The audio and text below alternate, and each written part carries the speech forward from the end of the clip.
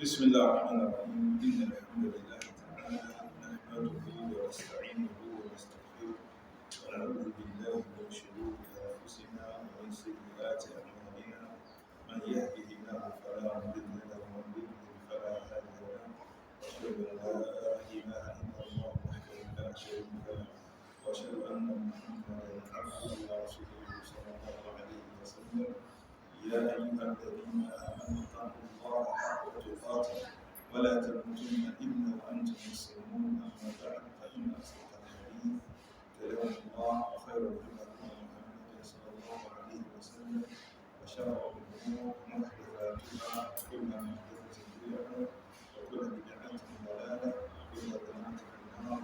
السلام عليكم ورحمة الله وبركاته. The topic we're looking at, inshallah ta'ala, is tarbiyat al-awlad, raising and cultivating children in asri technology, during the era or the time or period of technology and social media. Now, the reason we chose this topic, number one, is generally it's a very important topic. The issue of tarbiyat al-awlad, how to train our children, raise them and train them according to Quran and Sunnah. For all, but more specifically for mothers. Because at the Arabs they say, here the mother by herself, in herself, she is a madrasa, she is the school. And the first teacher of the child. So the issue of tarbiyat al-awlad is a very, very important topic that has many benefits and interest for the child, the parents, in fact, the success of a parent or a child. It depends on tarbiyat al-awlad. Likewise, the success of any ummah and the ummah of Muhammad sallallahu alayhi wa sallam, it depends upon what? The tarbiyah of our children. In fact, society as a whole. And that's why we find the anbiya of Allah subhanahu wa ta'ala, qisas, stories concerning the anbiya of Allah azza wa jalla, and how they will mention important and beneficial advice on tarbiyat al-awlad. And that's why we find the best of teachers, the Prophet sallallahu alayhi wa sallam, Allah subhanahu wa ta'ala ba'athahu rasulan nabiyyan, Allah sent him as a messenger, and Allah subhanahu wa ta'ala sent him as a prophet, or murshid, and as a guide for mothers or parents and children on the issue of how to have tarbiyah, so they can be successful in dunya and akhirah. And as mentioned before, we find many things in the Quran concerning tarbiyah, and likewise in the Sunnah of Prophet sallallahu alayhi wa sallam. From the examples of the Quran is Surah Al-Luqman. And this Surah, Surah Al-Luqman, that applies in there of Luqman alayhi salatu wassalam to his son, should serve as a basis or foundation on how we should raise our children. About foundation and basis of tarbiyah. Allah subhanahu wa ta'ala says concerning Luqman that وَإِذْ قَالَ لُقْمَانُ لِابْنِهِ وَهُوَ يَعِظُهُ, that when Luqman is said to his son, what is admonishing? And this admonition or this advice of Luqman to his son should be our admonition, our wasiyah, that which we should hand down to our children or Israel. Should be the foundation of everything. Allah subhanahu wa ta'ala says, the first thing he told his son is, Ya bunayya la tushrik billah. Oh my son, do not commit shirk with Allah subhanahu wa ta'ala. Meaning do not associate partners with Allah subhanahu wa ta'ala. And this is the foundation of all things. Because Allah subhanahu wa ta'ala, He created the heavens and earth because of this La ilaha illallah. Allah subhanahu wa ta'ala is sent the anbiya or rusul from Nuh to Muhammad sallallahu alayhi wa sallam because of this La ilaha illallah. Allah subhanahu wa ta'ala anzal al-kutub. Allah ta'ala sent down all of the books because of what? Because of La ilaha illallah. Allah ta'ala says, وَمَا أَرْسَلْنَا مِن رَسُولٍ إِلَّا نُوحِي إِلَيْهِ أَنَّهُ لَا إِلَهَ إِلَّا أَنَا.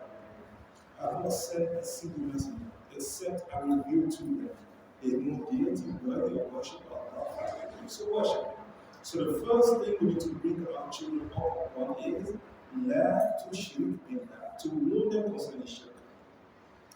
And if we look at the Prophet sallallahu alayhi wa sallam, when Allah subhanahu wa ta'ala made him a Nabi, Allah made him a Nabi, Ya Bismillah, نسيت اسمه قاسم. ايوه الذي يتحدث العربية. نعم قاسم. نعمان. The first thing Allah subhanahu wa ta'ala made the Prophet sallallahu alayhi wa sallam bin Nabi. What did Allah reveal to him? Nu'man? What's the first thing Allah subhanahu wa ta'ala revealed to Prophet sallam? Nubi al-Iman. How do we become a prophet of Allah? With what ayah? Ya Nu'man. Which ayah? بإقرأ. Allah Ta'ala said إقرأ. أما كالرسول as a messenger. What is the first ayah Allah subhanahu wa ta'ala was going to Prophet sallallahu alayhi wa sallam as a messenger? يا أيها المدثر.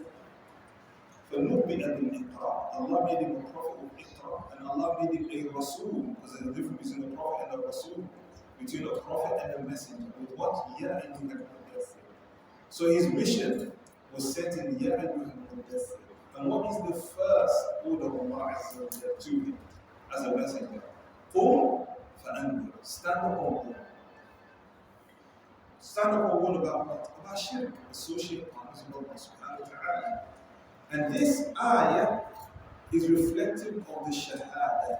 Because the Shahada, La ilaha illallah, it begins with what? Rejection, negation, and it ends with what? Affirmation. First we reject, we negate, La ilaha, there is no deity worthy of worship in truth. And then we affirm the worship to whom? To Allah subhanahu wa ta'ala.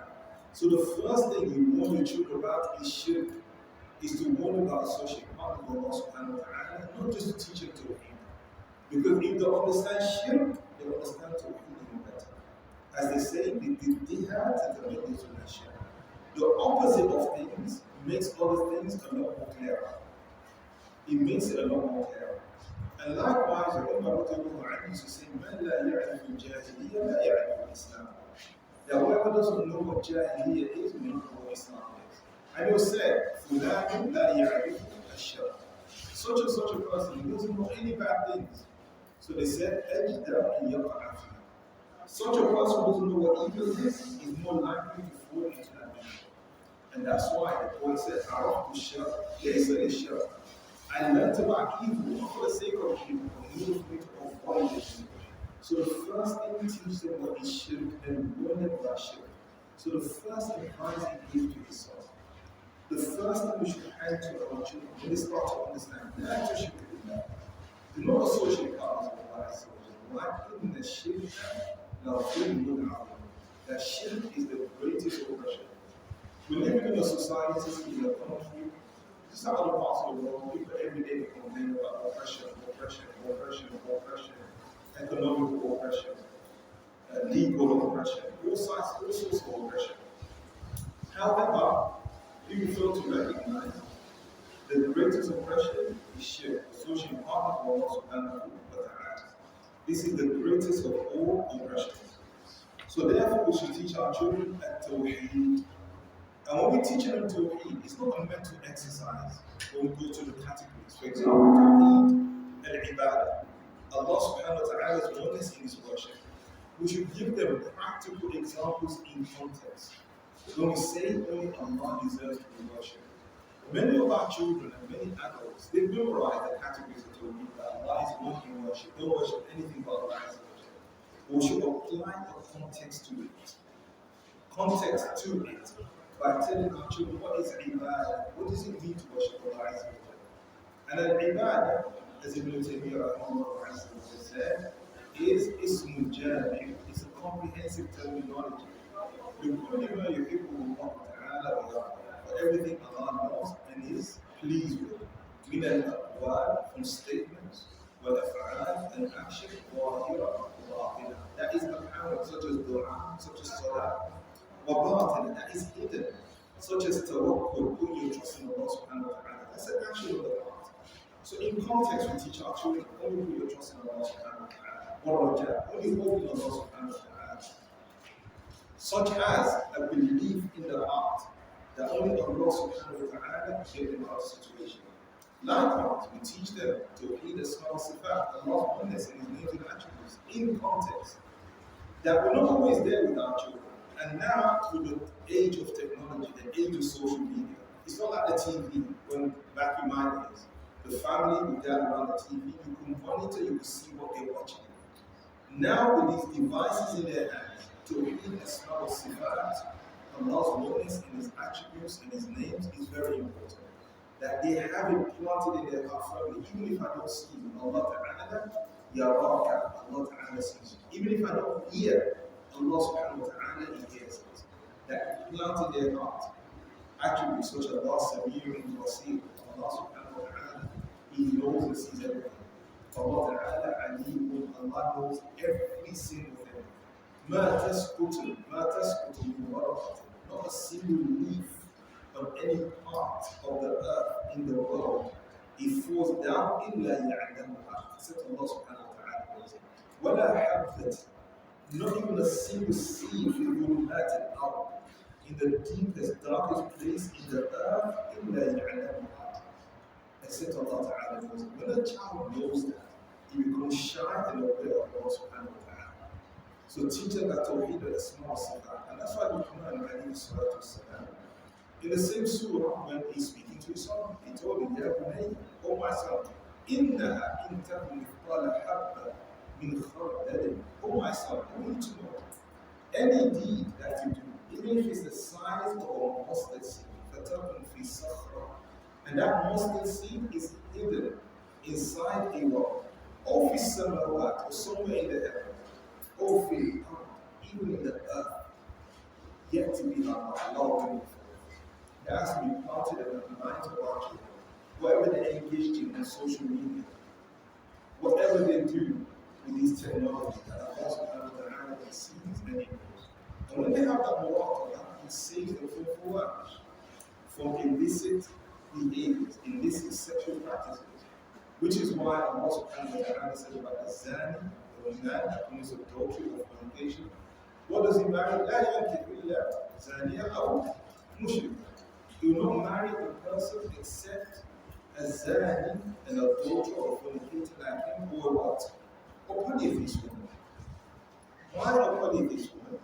They say the one that falls into fornication, adultery, كأنه, it's as though if he's lost a lot of awareness of Allah Ta'ala while he's engaging in that act. So we teach our children this. We teach them Abubuyyah in context. That Allah Ta'ala, Allah Subhanahu wa Ta'ala is your provider. وَلَكِنْ وَهَدَيْنَاهُ الْمُسْتَقِيمَ. Allah gives you two paths. The path of halal, haram. What you're going to earn is written by Allah Azza wa Jalla. Especially in this society that we live in here in Nigeria. That corruption, and I'm not talking about corruption of governmental upper level, even for grassroots level is there. That we implant in the hearts of our children. Allah Subhanahu wa Ta'ala is the only provider in your responsibility. And that starts with the little things that we do at home. Whether we give them things, whether we give them food. They see this food, Allah Subhanahu wa Ta'ala is going to provide it for us. Whether it's their clothing, we give them a meal. Allah Ta'ala give them the ability. Only Allah give you the ability. This is earned in a way which is halal. So it's important to teach our children at all. And this is in the advice of Luqman to his son. Allah Subhanahu wa Ta'ala, after mentioning that in the shirk that very social part of Allah Subhanahu wa Ta'ala is a great oppression, Allah Ta'ala then continues by saying, that we enjoin upon mankind to be kind, commanding to be kind to his parents. So the rights of the parents, which is a very important right, it comes after the right of who? The right of Allah Subhanahu wa Ta'ala. And this we need to implement in the hearts of our children. Because many parents, traditionally, they will enforce and mention the rights of the parents, be respectful to the parents. But the first right you should put into their hearts is the right of Allah. Once that is in order, inshallah ta'ala, the children are upon a proper understanding of Tawheed, the rights of the parents, inshallah ta'ala, will be easy. Inshallah, if they're upon proper Tawheed. And that's why you start with the most important thing. You know, because so long as they're committing oppression, and what is oppression? What do you shape? You will be obeyed. Oppression is to give something or something a right that doesn't belong to it. If they could not give Allah Subhanahu wa Ta'ala his rights, وهو خلقهم. Allah Ta'ala, He provided for them. وهو رزقهم. Allah Subhanahu wa Ta'ala created them. He's the one that provided for them. He's the one that gave them life. How do you think they're going to give you, as a parent, your rights? So the first right is the right of Allah Subhanahu wa Ta'ala. And the greatest oppression, if they're oppressing concerning Allah, concerning themselves, they're going to be oppressing concerning you. And that's when you look at the hadith that talks about those who do good for others, like honoring their guests, for example. What is that honoring the guests based on? من كان يؤمن بالله واليوم الآخر فليكرم ضيفه. Whoever believes in Allah in the last day should honor his guests. The person that actually believed in Allah in the last day will honor his guests when it comes to the right of the neighbors. من كان يؤمن بالله واليوم الآخر فليكرم جاره. Whoever believes in Allah in the last day should honor his neighbor. When it comes to our wives, for example, what makes a man honor, respect, and treat his wife properly? Iman, faith in Allah. And that's why the Prophet said that the best of believers in Iman is the best to their families. So likewise our children, the first one is Allah, and then after that you start to tell them the rights of their parents. Then Allah Ta'ala said, حَمَلَتْهُ أُمُّهُ وَهْنًا عَلَى وَهْنٍ. Although Allah Ta'ala mentions the parents, generally Allah has specified them. Just like in the hadith of the Prophet, when the man asks him, Man أَحَقُّ النَّاسِ بِحُسْنِ صُحْبَتِهِ, who deserve the best treatment from the people? The Prophet said, your mother. And then who? And then who? That to show the mother 3 times over the father has a status. And this is something of, there's no brothers that say about brother here or inside, that we need to implant or input in the hearts of our children. And that doesn't only come with lip service, it comes with actions, the way we treat our daughters, the way we treat our wives. And we have to, because now we're living in an age with social media or so-called nonsensical rubbish such as alpha male. When a man who treats his wife and respects his wife, or women generally, is seen as a beater man. We live in some societies that we think what we practice traditionally is Islam, is pure misogyny and male chauvinism. That we have to show our children as men who respect women. And any time any of our children become disrespectful to their mom, we have to tell them, she carried you. Tiredness, exhaustion upon exhaustion. وَفِصَالٌ فِي عَامِينَ. And is weaning, I'm talking about weaning in a period of 2 years. But the worries and the stress of a mother doesn't end. Even if the child reaches the age of 19, she continues to worry and stress about her child. Then Allah Ta'ala said, you need to be grateful to me when you are young, and to be grateful to your parents.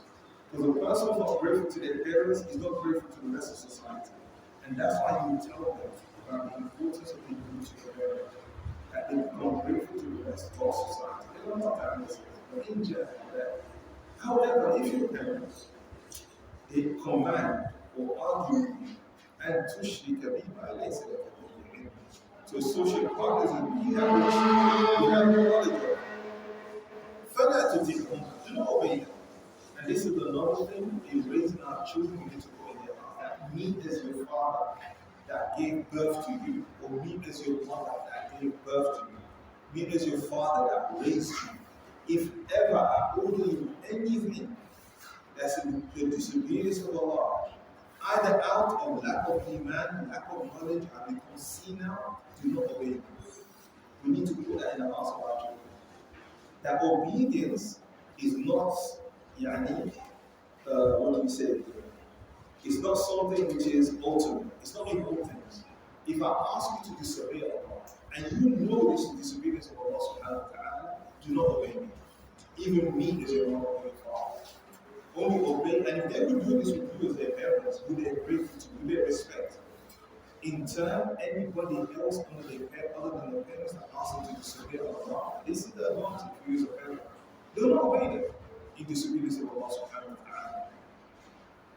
Very important. So these are the foundations of tawbah. That's what the hadith about tawbah. We also Allah, for example, he said to him, Ya Buddha, O young man,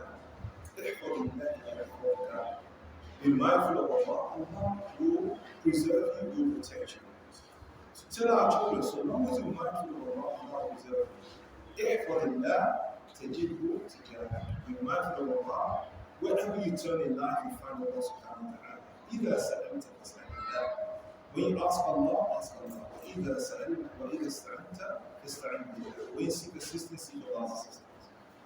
And to tell our children that the whole nation, in the age of social media, their lives, their laws, if all of these people on social media and the whole world, each time they all gather together to benefit yourself, they will never give you any benefit except that Allah Ta'ala has written for you. And if they all gather together with their angry faces, with their thumbs down, to harm you, they will never harm you except that which Allah Subhanahu wa Ta'ala has written in history.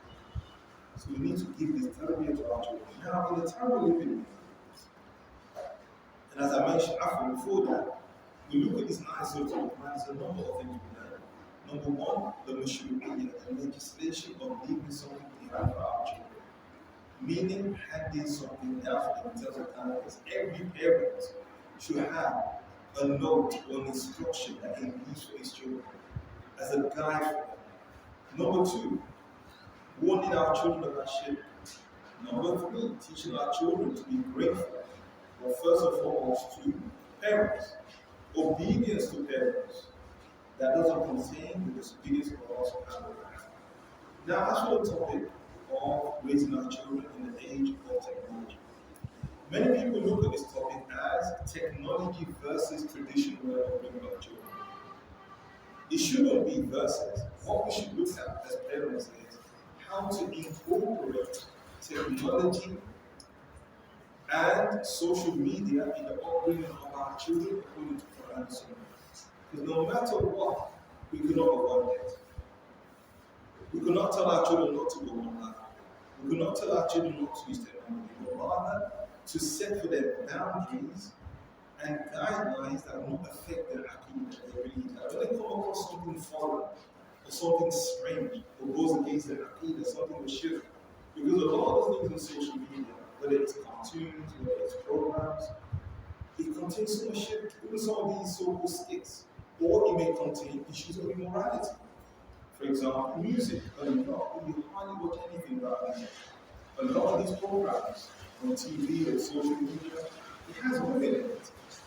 And that's why it shocks me. You know, you find girls, they'll share these videos because it's funny. Even videos of famous skate makers. A lot of it is full of so much indecency, immorality. It's unbelievable. It's like now, the cheapest commodity to attract people with now is a woman's body. That shows how much they don't respect them. Not, especially since I came to Nigeria. You cannot watch a lot of these skits, a lot of this so-called comedy. It's just all about that. That's what it's about. You know, it's either suggesting talking about those things or explicitly speaking about that. So we have to teach our children. We hear music, turn it off. There's a woman, turn it off. Especially when they reach the age of maturity. Even if they don't, even our daughters, there's certain parts of the woman that another woman should not see anymore, which is which is a part that shouldn't be seen by other women. So it's not about verses, but rather how to use these things beneficially. Because according to what our children are watching and their activities on TikTok, on YouTube, on Facebook, you get suggestions. When your children start engaging in certain activities, they go deeper. Because they'll get a lot of suggestions, recommended videos, recommended this, recommended that. So it's important not to look at it as verses or how to incorporate it according to a way that doesn't contradict first and foremost their morals and their ethics. And because the older we get as parents, especially when we reach the age of 40, we start to realize the blessing of these children. As Allah Ta'ala says, حتى إذا بلغ أشده وبلغ 40 سنة. When man, the woman reaches the age of 40, قال ربي أوزعني.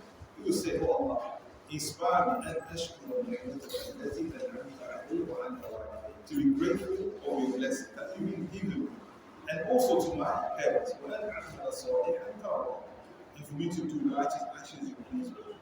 And what's the last part of the Quran? وأصلح لي في ذريتي. Because whatever Allah subhanahu wa ta'ala has and your parents, and your desire to do good in thanking Allah, you're going to live the life of this world. You're going to die, and you're going to leave these children behind. So you say to Allah, Allah, please rectify these children. Because when you die, even before you die, you're hoping, have learned him as well, that you're looking at these children, they're pulling on your eyes, not as cause of discomfort, sadness, for you. How many parents nowadays, they look at their children and want to shake their head? That these children that want it so badly is the cause of their grief. How many people now have passed away, and yet, subhanAllah, they don't allow them, but the reward is to go to them, but they have children. That they will say, oh, Allah, have mercy on me. Have mercy upon my father. Based on what? Kama Rabbayani Sadiqa. In the same way they raised me properly. If you want your children to make this dua for you, you have to raise them properly. Kama Rabbayani Sadiqa. In the same way they call it innovatively as the person. When we go down, it all ends into the needs. They said one or three things, or all three things. What are those solid? A righteous child that needs to run for. And mothers have a greater advantage if you're raising your children properly. And that's why I want to share with you maybe intercourse خير من ألف سنة عبادة is better than 1,000 years of worship. The intercourse that a person has with his wife, if from that intercourse a righteous child comes out, because that righteous child lives to the age of 40, 50, you've passed away, and the reward continues. That child now, he marries. Based on what he took that child, he marries a woman, and they raise them upon Quran and Sunnah. The reward still does what? It continues. Upon generation, thousands of years later on, that's why I said maybe it's better than 1,000 years of worship. But if we do not raise our children properly, we do not want to be with those that do not raise their children properly, that they don't respect you. They do not give you the rights, even the rights of Allah as your they will not give. As Allah Ta'ala said, when they call everybody, they feel that. Allah Ta'ala says, the one that says to his parents, shield, kiss his teeth at his parents. And why? Because he doesn't believe in Allah. He's not based upon belief in Allah. And that's why I said, that do you threaten me? This child that is not raised on Quran and Sunnah, not raised upon the right of Allah subhanahu wa ta'ala. Forget, as the Yorubas will say, Adabi. Whenever a Yoruba woman says Adabi, everybody says, don't say that. Because Adabi means if I didn't, if only I didn't do this, this would happen to you. People fear this Adabi, if only I didn't do this. This child forget Adabi, he says to his parents, Adabi. And oh, do you threaten me that I'm going to be raised after Adabi? He doesn't even believe in the function of Allah subhanahu wa ta'ala. Many generations have gone before me and not come out of Europe. And the parents will say to him, وَهُمْ يَسْتَغِيثَانِ that seeking help from Allah and go on to you and pity you in the way of God. So in the time we're living in, and as we get older, we see the importance of raising our children. But first and foremost, not knowing how to raise our children. Like we mentioned about Tawheed, it's not just about Tawheed, but first and foremost what? Shirk. For those that were here in the beginning, to recognize evil and how to combat the evil. And that's what Allah subhanahu wa ta'ala started with La ilaha, rejection of shirk, illallah. That's what Allah ta'ala said across the stand up on warning. Warn about shirk, go to Tawheed and go to Tawheed. So in raising our children, we have to recognize the challenges. What are the challenges in times of technology, social media? One of the first challenges is, due to the influence of social media, and as we're approaching the last years, that we face as parents is, children are extremely materialistic and extremely demanding. Because in my days, when I came to Nigeria, I think I was 4 years old, and I left when I was 11.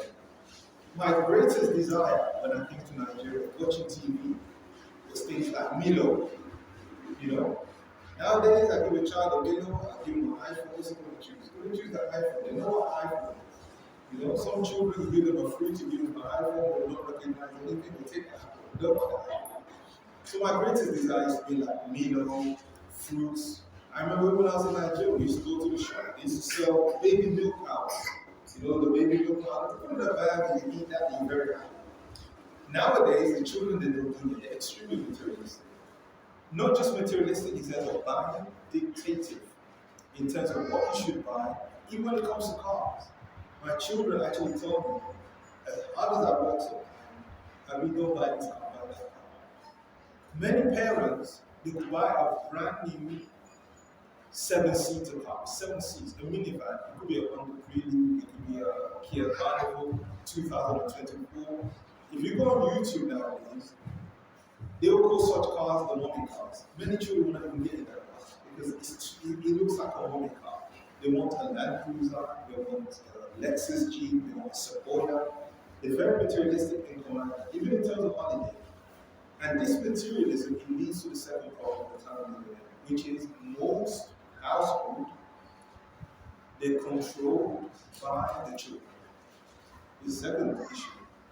It's at the end of time, the Prophet said, and telling an ama or better, when the female slave gives birth to her mother, meaning when the child gives birth to their own mother. And some remember say the meaning of this is that the child ends up becoming the leader of the house, controlling them. Many households are controlled nowadays by the children, especially households in which people are very affluent, they control their children. The other challenge that we face, other than the control of the children, is the issue of the generational gap, which has grown very wide. The generational gap that we have between us and our children. Another challenge we face is ideological warfare, cultural warfare. That now our children, as they say, is a global village.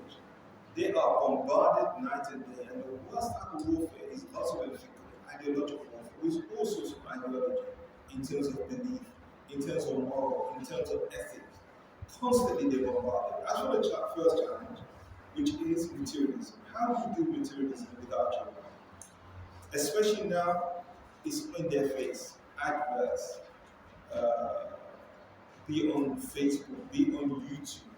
The need or the demand for not what we want, or what we need, or what we desire, is to make our children understand that all of these things, be it cars, be it phone, be it anything we're doing, that some of it are necessary, some of it are unnecessary, even that which is unnecessary. We can't go to the extreme and say that dunya sidul mu'min. That dunya is the prison of the believer, but Jannah of the far. The hadith is the extreme in our understanding that no, this dunya is just our prison. We're not meant to enjoy this dunya. It's a prisoner, or it's a prison for the believers. No, that's not the understanding of the hadith. That is not the understanding of the hadith. So therefore we live, we suffer.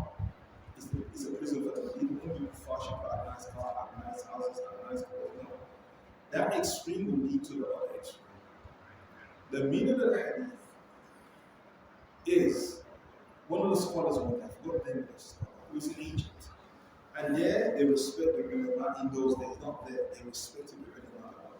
So he was on top of a riding animal or carriage, had very beautiful clothing on. He had a nice carriage, the equivalent of, let's say, for example, nowadays somebody in the Lexus or Land Cruiser. And a non-Muslim, a Christian, came up to him in Egypt. This is centuries ago. And he said to him, how could you believe in such a luxurious life as a Muslim? And yet your prophet said that this world is a prison, or is a prison for the believers and a paradise for the disbelievers. He said to him, yes, it is, as the Prophet said. He said, compared to what is waiting for me in the hereafter, this dunya is a prison. As for you, because the person that came to me very poor, extremely impoverished, in an extremely bad state, he said, as for you, as bad as your state is, compared to what's waiting for you for you. I feel like this is your gender. We have to give our children understanding. Who's made it halal?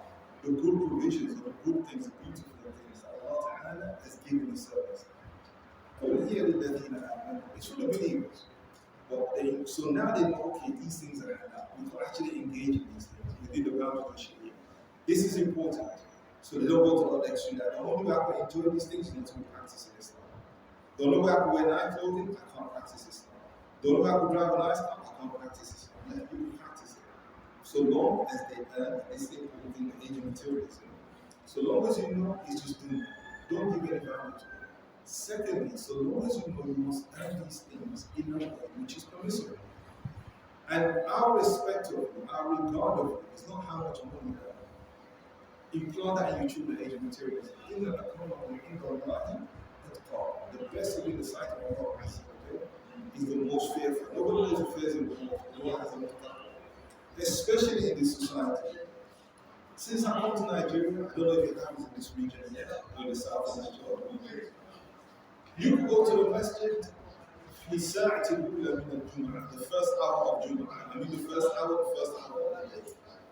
To get something and you will not get first row. Why?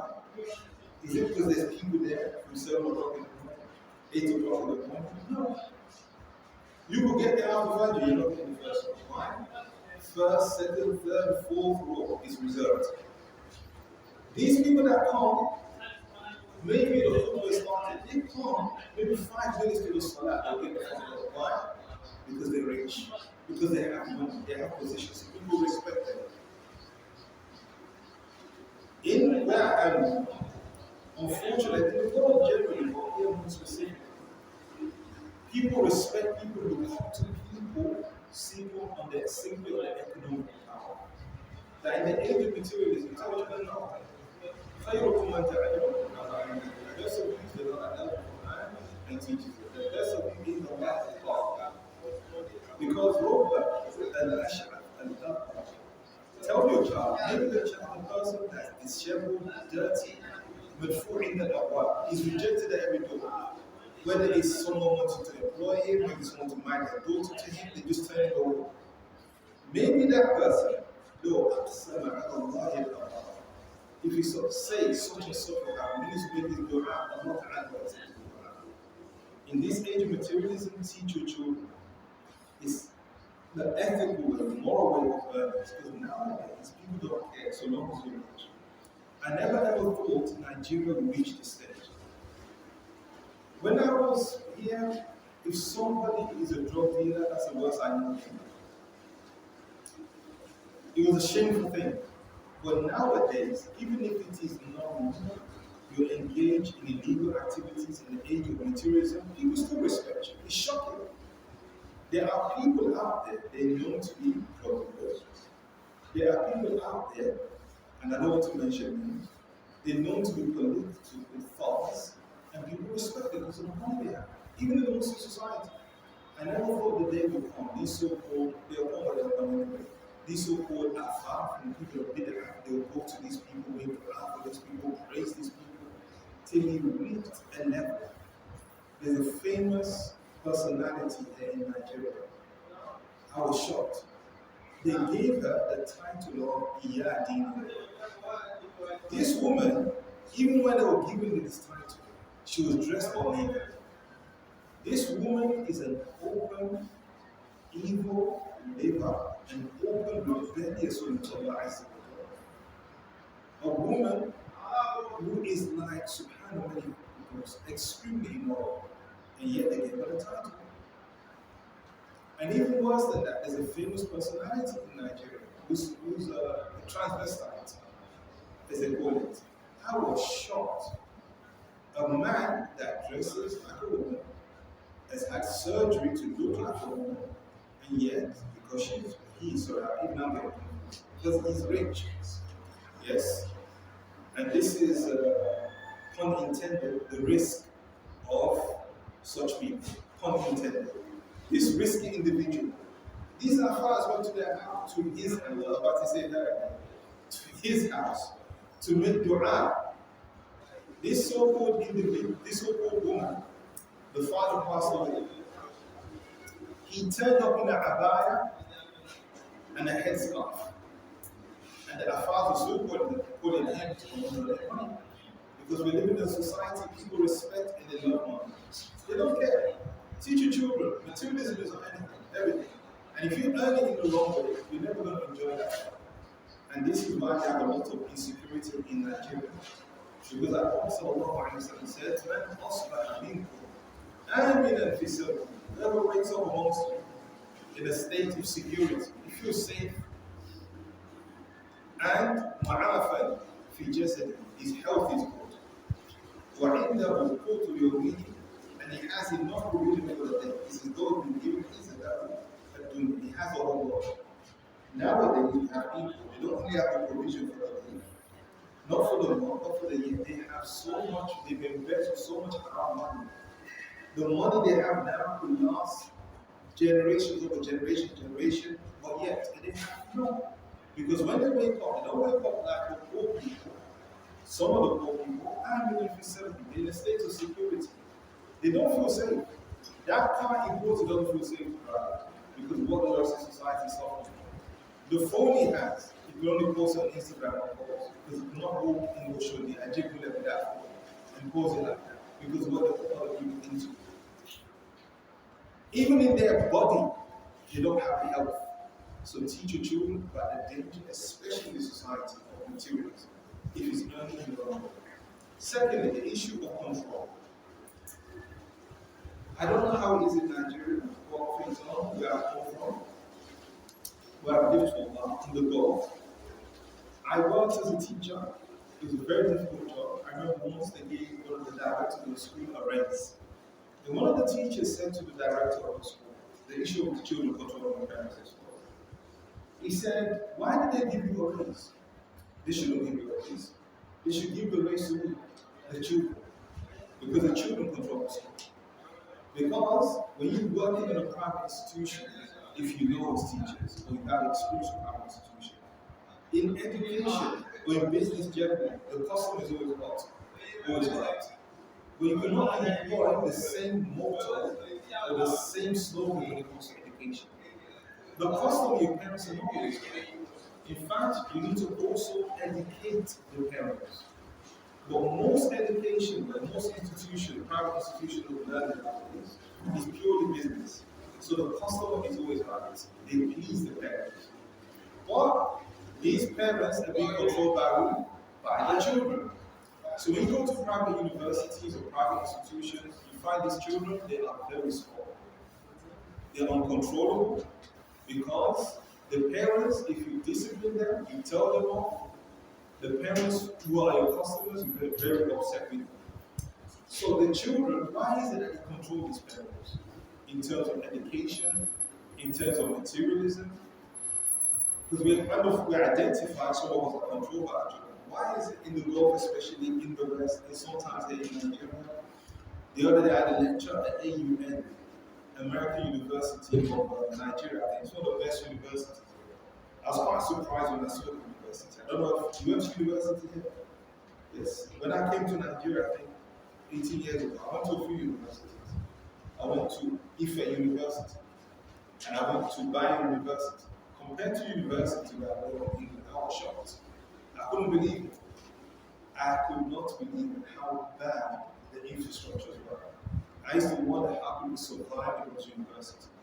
A simple thing that I would do is that putting your identity in the guitar. It was extremely difficult.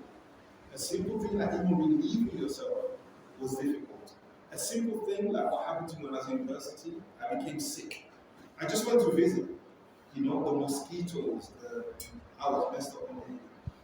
And when I became sick, not only is it difficult for everybody, because you're looking at the lecturer, he's sweating, there's no AC, there's no fan. For the Muslim students, it's even more difficult because there's a lot of prejudice. So when I became sick, I went to the nurse and they had to inject you. You get this malaria or fever. So I was used to where I was coming from. England, wherever, it's within your rights to ask for on the alert because they injected you in an area that we shouldn't see. So I asked for a male doctor. They were like, "You're crazy. What about they were actually upset at them. You know, she went as far as saying, because I know there was no doctor. She said, I don't know to me, doctor. It's good, it's not a doctor too. You know? So, subhanAllah, these parents or these children here are extremely disruptive. So, why is it parents are not provide their children? When a person is wealthy, affluent, busy, like most fathers like myself, other people are very busy, we don't have time to spend with our children. So what ends up happening? They end up overcompensating by giving them what they want. By promising to buy this when you go on a journey, when you come back from a business trip, that will compensate for the time you don't have with them with materials. And likewise mothers, because we're living in a society now that some mothers are working mothers. So whether it's a takeaway, whether it's a device, whether it's, giving them whatever, that you allow them to control. Now, the control is not just in materialism, even in decision making sometimes. That sometimes you feel guilty, we don't spend time with them. Even when we know, and we're certain, we shouldn't allow them to do this. We shouldn't allow them to just have free reign on the internet. I don't have time to sit with them. Just turn the internet off. Get them a device. I shouldn't allow my daughter to go out such and such, go to such and such a place, or my son. But we overcompensate because of time. So the solution to that is, even if it's small amount of time, to have a dedicated amount of time you spend with your children. Even if it's 5 minutes a week, 5 minutes a day. Have time, quality time. Quality time you spend with your children. The children will appreciate that more than anything. And this quality time is somehow overcompensating by allowing them to control them. The other issue which I've got to mention in our children is laziness. A lot of us, I don't know about you, you complain about the laziness, but I complain about the laziness of the children. A lack of get up on go, especially when it comes to education. I mean, Islamic education, firstly, and secondly, extremely lazy. That as the generation go on, of course, my father would say to me, as your age, I used to do this, I used to do that. But 25% of what he used to do, maybe I did as a child. Just 25%. Nowadays, when we're speaking to our children, subhanAllah, no one has your age, almost 99% of what we used to do, they're not all. So we suffer from with our youth in terms of laziness, which is caused by addiction to these devices. Because in the past, when I came to Nigeria, so many things that I remember that I did when I was here, that my children are not doing now. Whether it was just getting the wheel of a car, rolling with it, whether it was getting this metal with a lot of anger, pushing it and going with it, whether it was my sisters, I don't know if they still play that game, they call it 10-10, they still play it? Yes. Whether it was things like that, 10-10, I used to watch. Yes. I never understood that ever till I left Nigeria. I just see them moving their feet and clapping 10-10, I never understood that. Now it's just about addiction to these things. Whether it was things like educational matters, that it was pride to come number 1, number 2. Whether it was things like my uncle coming to my house, you're coming from England, you're not memorizing, what do you call this thing, times thing, 5 times 5, 6 times 7, 7 times. All these things, education is like everything to them. Nowadays, our children are not like that, especially when it comes to life soccer, especially when it comes to Islamic education. They're extremely lazy. How do we encourage our children? What is the solution for this? Number 1, to limit their time. You cannot take the device away from them, limit the time on these devices. You have to. Because sometimes I have arguments with my families, they're like, they don't own it that much. I said, how do you know how long they own it if it's not regulated? They're not really owning that time, that long. You have to regulate it.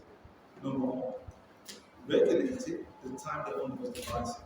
Number 2, create other activities for them. It could be swimming, which is a sunnah, it could be playing football, it could be exercise, have activities. Because a mind which is idle is the devil's workshop. Don't just say to them, you own your device to them. No, create activities for them. Even if that means you as a mother, you do those activities or as a father with them, playing football with them, running with them, walking with them. Mashallah, Abuja have many walking places, picnics, physical activities. Force them to come out with that device. Like most households nowadays, I don't know as in Nigeria, my household Children, they just go to the kitchen when they do. Every child has their meal. They go, this one goes to that room, this room, and with their device. Control the device. And you control the issue of laziness, the lack of get-up input. Also, explain to your children the excellence of knowledge. That look, the first thing Allah Ta'ala told us was our children, alhamdulillah, they're Muslims. They believe in La ilaha illallah. Let them know this La ilaha illallah is not attained except with what? Bi'ilm. Allah Ta'ala told us, فَعْلَمْ أَنَّهُ لَا إِلَهَ إِلَّا اللَّهُ. No deity deserves to be worshipped in truth but Allah. Tell them, Allah Ta'ala, there's witness to His word. And Allah will honor you.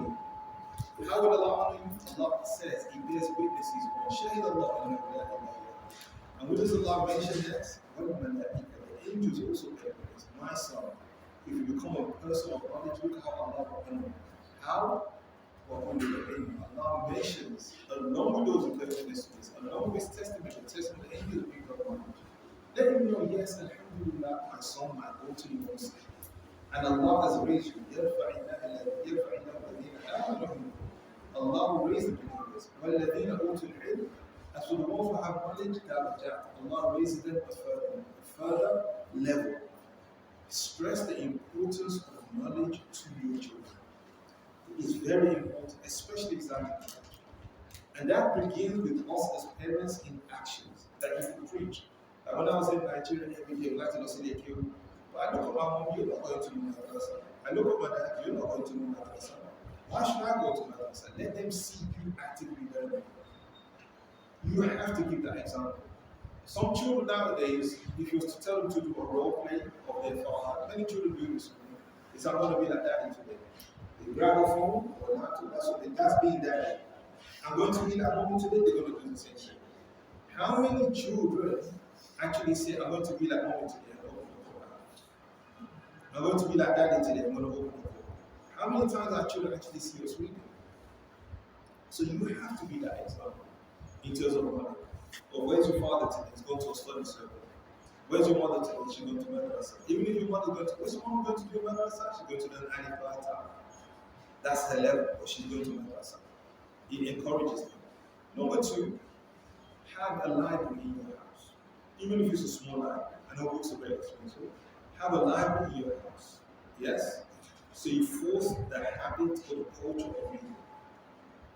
Some people say, we're not going to read all those books. Have a library here. There's a brother I met who became a Muslim. Their mother abandoned him and she used to be only him and his father. And all the father had, he just had loads of books. The father just had books in the house. That's what they had. He said they used to sleep, they were so poor, they would sleep on top of the whole in their pillow, but he read a lot. And that's one of the things that guided him to Islam. Every Muslim household in the living room, forget the TV, forget this, I don't know, 98-inch TV, you should have a library, a small library in the house. And that library should have books which are suitable to children according to their age. Have a library you can see in the living room, or dedicated library for your children. If you can't read Arabic, have it in English. Make sure you have a library in the house. And we know with children, especially children that are younger, some of my younger children, they bring books to destroy. You teach them how to respect those books. But have a library in your household. And like we said before, let them see you. Let them see you reading as a parent. Let them see you studying as a parent. You know, there's a social experiment we do all the time. You know, for example, I'll help you do with the brother here, I'll give you the sister. And they probably will see this social experiment. Whereby, as this brother is sitting now, I will ask you to copy me, okay? So what I want you to do is to raise your right hand at me in the same way. This is my right, yes. This is my right. Yes. Like me. Now I want you to clench your fist. Like now, after clenching your fist, I want you to put it on your chest. After putting the fist on your chest, I want you to touch your chin like this. What did you touch? Chin. It's my chin. Exactly. So children, they will do what they see and not what we tell them sometimes. So you cannot think of those parents who say, do as I say, don't do as I do. It doesn't work. You need to be that example in terms of reading. You need to be that example in terms of not being lazy. They should see their father going for exercise, when he's walking, when he's going see their mother doing some exercises, engage in other physical activities other than my mobile phone. So they also engage in children are funny. Like, some of my children, they'll pick up something on the floor, they'll pretend they're doing exercise, they'll get a rope, because they see people exercising in the house and doing other things as well. Tell you, the issue we have also is the issue of the generational gap. That people, or the children nowadays, due to the generational gap, they do not respect the other generation or believe they have anything to contribute. Therefore, they don't take advice from them or from older people. And anybody that has intellect, the younger generation cannot benefit except through the older generation. And Ummah cannot put their breast except بقوة الشباب, the strength of the youth, وخبرة الشيوخ, with the experience of the older generation. How do you solve this problem? By letting them know advancement is called advancement because of what? It advanced. There's an advancement because it advanced. It began with something. Now, whatever is advancing nowadays, it is because of what we did, what our older generation, the foundation they laid down. To let them know that. An experience, let them understand the value of experience. That is the experience of the older people. That, even with your so-called advancement that we gave with us, that through that, things will get better. Give them personal stories about yourself. That you went through what they went through. They're not the first to be young and think they know it all. Tell them about examples. One of the things that helped me and helped some of you, there are many things that I did, especially in the West, and my parents would say, don't do that. And being brought up traditionally in Nigeria, it was a bit different, their upbringing, and I found their generation, it's like they were stuck in the time. But then when they explained to me some of the things they went through as youth, and their parents advised them don't do A, B, C, D, and they did it, the trouble they got into. And these are the things I tell my children, that experience, it counts forever. It counts forever. And let them know why you're talking about experience. That the wise person is the one that learns from his mistake. But the wiser one is the one that learns from the mistake of what? The others. Let them know, humbly, the reason I'm telling you is based on my experience. Not because I am better than you, because I have made the same mistakes. Not because I know better, I have made the same mistakes. And I don't want you to fall into those mistakes. I've committed those errors. I've made those mistakes. So you have to get them to understand, number one, whatever they think they know now, or however much things has progressed, is because of what the older generation did. Number two, your experience as a person and other people's experience, it counts for a lot. And that's why even in employment, I don't know about Nigeria, but in other places, your experience counts for a lot. It counts for a lot. So even if you have a master's or PhD, sometimes they equate in the West your years of experience with a master's or PhD, even if you have a certification. Because experience, it counts for a lot. So in short, inshallah, another thing we have is the issue of, which I didn't mention, the challenges. The challenges in what they see. It could be music, it could be Freemason, women, films. All of these things, we have to categorically with our children, even if it's in the name of comedy. Because in the name of comedy nowadays, it's open sesame. Whether it's blasphemy, in the name of comedy nowadays, immoral behaviors, whether it's to do with women, is there. In the name of entertainment, music is there. Now, all of these things, it is completely hard. Completely hard. Set those guidelines, inshallah, in the time we're living in with this technology, incorporate it in their lives with proper guidelines, but before that, set the foundation of the which is what? The guidelines in Surah Al-Quran, the guidelines in the Hadith of Prophet, such as to read in context. To understand what would be not just as something to memorize. For example, I'm coming from, is this considered to be the north of Nigeria? North. This is considered to be north. North of Nigeria. Yes. So So I say I'm coming from other regions, so for it's traditional to be north of Nigeria, Muslim population. MashaAllah, tabarakallah, they far, memorize the Quran, traditionally, you know, you look at the way women dress and everything like that. But I have found, unfortunately, with all that memorization, even of Quran, even of Tawheed, books, in terms of implementation, other regions of Nigeria, with the tradition of not to be Muslim states, such as theirs, I found people a lot more practicing because they're learning in context. I find that people are a lot more ethical, a lot more moral than most people. Why? Because they're learning the deen in context. So inshallah ta'ala, we stop here and go to any questions, inshallah.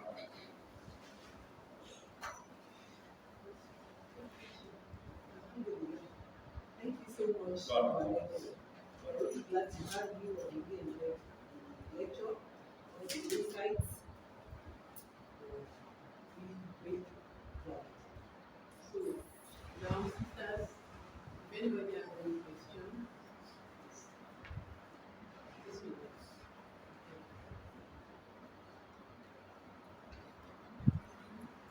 Questions? Your sister's too shy. If you also write down, if you write it down, inshallah. Why? I have a question. And the question is, sometime ago I was talking to somebody, a fellowship, and we're having this discussion on children and how you make efforts to make them comply with the laws of the land. For instance, dressing for a girl child. Let's say it's teenager, and the child doesn't want to wear the hijab. And she asked that if you have a teenage daughter who doesn't want to wear hijab, what do you force that child or you just leave that child and just pray for that child? So I'm trying the question at you, what do you do? It's a very good question. It's a challenge that many people face when it comes to children, when it comes to hijab. Because unfortunately, sisters asking, do you force a child to wear the hijab? What do you do in that stage, in that position? Unfortunately, many people don't have a proper understanding, first of all, of what hijab is. This is the first thing. People think hijab is just a scarf on their head. Hijab is something you cover yourself with conditions. People do not understand that. So sometimes when I see somebody in a jeans or skirt and they have a scarf, I say she's wearing a hijab. No, she's not wearing a hijab, she's wearing a scarf. Sometimes I find someone with a scarf or a abaya, they say, mashallah, she's a hijab. No, she's not a hijab. She's wearing an abaya and a scarf. She's not a hijab. So our children, first and foremost, is to explain and let them understand the conditions of what a hijab is. And what Allah subhanahu wa ta'ala is legislating the hijab. Because when you understand the hijab, or the hikmah of something, he encourages you to do it. And to let them understand there's certain things in the Sharia that the illah or the hikmah you never know. But one thing you always must be certain about is a principle, which is there's nothing Allah Ta'ala that Allah legislates or decrees except there's a wisdom. Just give it that general principle. And then whenever you know the wisdom that you know. Now, in regards to the specific question about forcing, the hadith of Prophet Sallallahu Alaihi Wasallam, whoever sees the evil from among you, let him change his mind. If you can't live with his tongue and you can't hate it in his heart, there's no reason for you. How do you apply this hadith in your life? The ulama, they say that asl, the root of this hadith, although the hand is mentioned first, is to change things with the tongue. The tongue. By first and foremost, the stages. Advising, admonishing with the tongue. In the best way. Not cursing them, encouraging them, praising them, positive reinforcement, you try all of that. If that doesn't work, you move to the next stage, which is to admonish them, not with insolent or bad words, insulting words, is to be very firm with your tongue. After that, in terms of what you could do physically, is deprivation. So long as they are under your control, under your household, to deprive them of certain things as a punishment. You don't follow my law, like I always say to my children, enemies, but sometimes they be amazing. Enemies of, what can I say to them? Enemies of hard work will not be beneficiaries of hard work. So when they are, I say, no, I'm not going to do it. So likewise, you have to have certain things you deprive them of. Now, some parents will say to you, when you do that, basically you're forcing them. That they're not doing it out of conviction. It doesn't matter. There are certain things, whether it's the law of Nigeria, whether it's Sharia or Allah, that is done by force.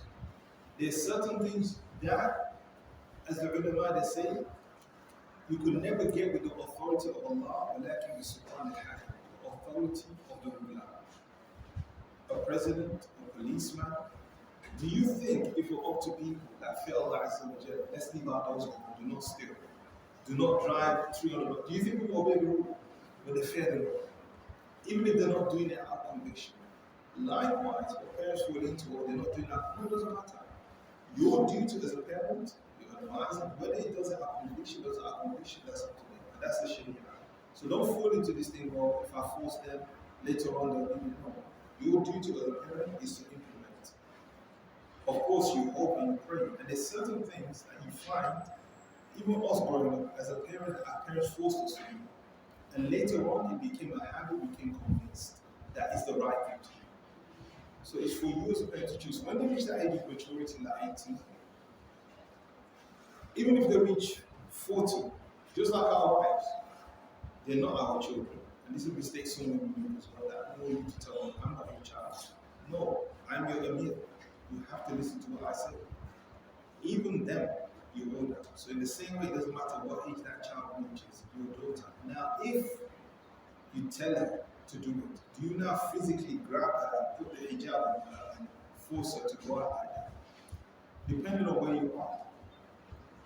For example, in the West, you put your hand up, that's child abuse.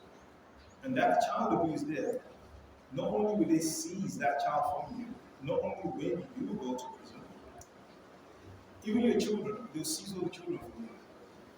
So I don't know how it works in Nigeria. Can you physically just grab someone, put them in a hijab and things like that? So you have to weigh out very carefully. So you feel about it as much as you could force them to do so if they don't want to listen. Fail Allah as much as possible, of course. And don't worry about, well, they're not doing it out of conviction. Later on, inshallah, they become this. And even if they're not, they don't need to do it now. And another thing, important to start at a young age. I'm not saying that it's an obligation upon young children to wear the scarf, but start getting them into it at a young age. Inshallah.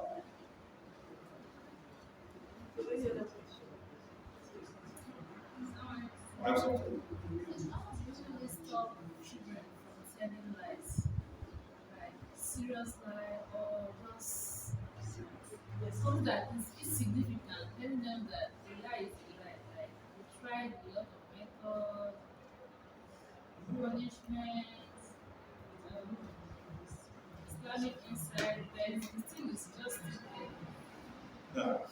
How do you really what that means and what really adults to stop this telling lies? Now that's, I mean, this is basically also how do you stop children telling lies, Islamic insights. And what else have we tried? Punishment. SubhanAllah, you know, like you said, one begins with Islamic insights, you know, so let them first and foremost, like you said, understand the evil and the gravity of life. That Iman, faith in Allah subhanahu wa ta'ala, the Prophet said, that the believer may drink alcohol, he may commit fornication, he may be steal, but the true believer never lies. That will be part of Iman. Even though Iman, faith, linguistically is what? It means to be true. Iman, linguistically is what? To be truthful. That's why the brothers of Yusuf said to their father, unless that you're not that believe God, meaning you don't believe what we're saying, even if we're truthful. Number two, from the Islamic Bible, that in them a city, that verily, being truthful, it guides to good virtues. But building that virtue, it guides to paradise. In the Kadhib, it guides to evil. And that evil will eventually lead you to Jannah, and you continue upon this path. That in the Rajula Yataharam Kadhib Hatib, in the life that if you continue like this, and this will happen, some children that become pathological life. That Allah might lie, even when they don't need to lie, they lie. There's a brother once, he said, when he's American, there's a guy in his area called Bruce. He just lies for anything. Like, you could be coming from the shop, and where are you coming from? Like, I'm coming from Kogi State. No need to lie, they just lie for the sake of it. So they end up calling him Bruce Lie instead of Bruce Lee. That a child becomes a pathological liar. Now, if you tried all those Islamic insights and not with punishments, yes, and it's still not working, you have to now look psychologically. Why is this child lying? You have to look at it. Is it out of fear? You can still fear. One of the things, growing up in Nigeria, like, I'm always told, where we lies we steal. No matter what, always speak the truth. But there's sometimes they like just tell the truth. I'm like, no, because I know what's going to come next. Especially growing up in Nigeria, because some of the disciplinary method for the things you do, I'm not talking the Western sense of the word, I'm talking the Islamic sense. It's actually child abuse, to be honest with you. That you have to, why is this child lying? Is it because of the fear of the consequence of what he may do? Number two, some children lie out of lack of confidence, insecurity, they get nervous. Some children, especially those children on the spectrum, they live in their own kind of world sometimes. It could be autism, it could be Asperger's, whatever it is. You have to now look at it psychologically. Why is this child lying? And look at it empathetically and sympathetically. You try it and yet they still lie. Why are they addicted to that? You have to look at it psychologically. Why is this child lying? And ask them, why do you lie all the time? Is it something you do? Is it speak to that child? Why are you lying? But in a way which is sincere, just tell me the truth. And once they tell the truth once, of course, you let them know the consequences. They did anything wrong. On this line issue, that no matter what, just tell me. I'll try to understand. Now, no more questions? Oh, there's a question? No. I do not actually have a question. It is what you just addressed now. No. I feel if parents don't trust their own children to a certain extent or at all, No. they know that even if I tell my mother the truth, she would not still believe me. That also encourages them to lie. And part of what you said, sir, that out of fear, they end up saying what they actually didn't do or accepting someone else's fault. So it depends, like you said, sir, the psychological aspect is very important. Why is that child lying? A lot, I think, is because of it, sometimes it's from the parents themselves.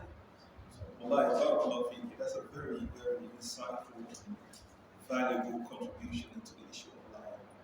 Like I mentioned earlier on, and I mentioned in past, not related to that, the issue of substance use, that they say one of the things you should do in order to stop children lying is to show them trust. For example, in the Gulf, I don't know if it's in Nigeria, when you come to work, you have to sign in.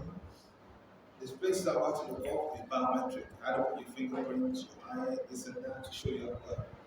Everything is based in some workplaces on mistrust. In the West, you don't sign in, you don't do fingerprints, but they want you to develop a conscience and feel guilty.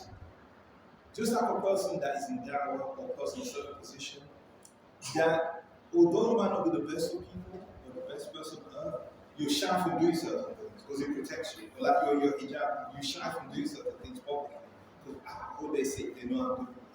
Likewise, when you instill, even if a child has been bad, instill in the child, you know what, I trust you, I believe in you.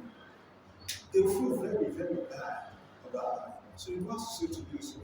It's one of the reasons you should trust your children, but not need to even be suspicious of your children. Yusuf alayhi salam, when his brothers, they asked their father, let him come and play with us. What did he say? What did he say to his brothers? He said, Inni akhaf. I fear, don't play with Yusuf, you're going to come back. And say to him, Yaqulu at-tib, that he's being attacked and killed by what? A fox. And when did they come back and tell their father? The same lie the father was putting, the same thing the father had said to them and used it as a lie. So try to show trust in the children. Also, as the sister mentioned, issue of fear. You know, is important. It's fear. And it depends what the child is lying for. Some children, because it's a different type of life, some children, they lie about things they've not done to gain some kind of confidence about faith, praise, or gain friends. So it depends what they lie for. Some children do wrong things and they will lie about it. It could be stealing, it could be going out, and some of those things could be based on what? Deprivation. For example, I had a friend in the UK, you know, like here in Nigeria, the bakeries, they start about 3 o'clock in the morning. So what they would do, and the bakeries, they used to be, the doors are open. So my friend and his friend, every night at 1 o'clock in the morning, they'll sneak out of the house and they'll go to the bakery, the doors open. They'll go steal some bread, donuts, and this and that, and this, and then go back home for school the next day. So they'll do this every night. And then one night, the police will patrol him. And this brother's telling me, he's older than me, he's my friend.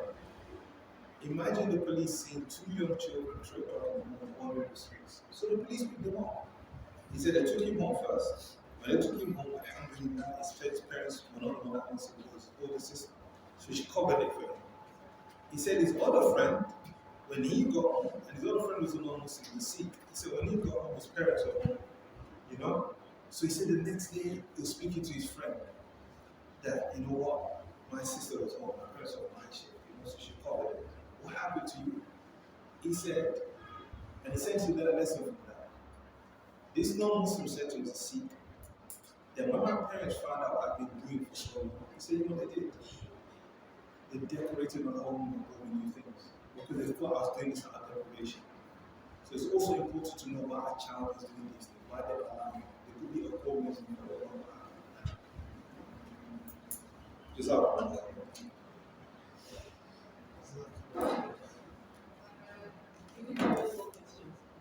Sorry? Any more questions, please? I guess we have access to more questions. We will begin our lecture today. We thank you so much. We thank you so much for making out time to be with us. And we are sorry for showing up a little bit late. Inshallah, it's a Nigerian factor, but we are working on Inshallah. Is it a Nigerian factor or culture? So some factors affect, like transportation and things like that. So I will not blame you too much. Is it a Nigerian culture or factor? Like, for example, I was late for my lecture yesterday by maybe 10, 15 minutes. He could tell you my flight was at 11. I did not get onto the plane till 4 o'clock. Because according to them, there's a bird that hit the window of the plane and birds came inside the plane that turned back to. So that's a factor. So long as it's a factor that's beyond your control, is fine. But one habit which is very important is to always be on time. Very, very important. Because Allah subhanahu wa ta'ala, He doesn't swear by anything except due to the importance of that thing or the benefit of that thing. So if you look at the issue of time, Allah swears by wal asr, wal duha, wal fajr. Time is very important. And the issue of time is tied into what? The habit or the belief in Allah. That's why the mushrikeen, people that are polytheists, they don't know about time. Why don't they know about time? The ibadah, worship of Allah is not connected necessarily to the time. We have Fajr, we have Maghrib, we have Isha, we have Ramadan. So time for a Muslim. So sometimes we say, you know what, you're going to come according to British time, American time, or Muslim time. No, Muslim time is the best time. So it's very important. I was quite surprised, and people know me for that. I always tell people about time that people came late. So you have to factor it. It might take you 1 hour, 2 hours. So time, if it's a factor, it's not an issue. But if it's a cultural thing that, you know, it's okay. It's at 10 when we get there 10:30. They won't start at 11 anyway. That's what it's an issue. God will help. Thank you so much.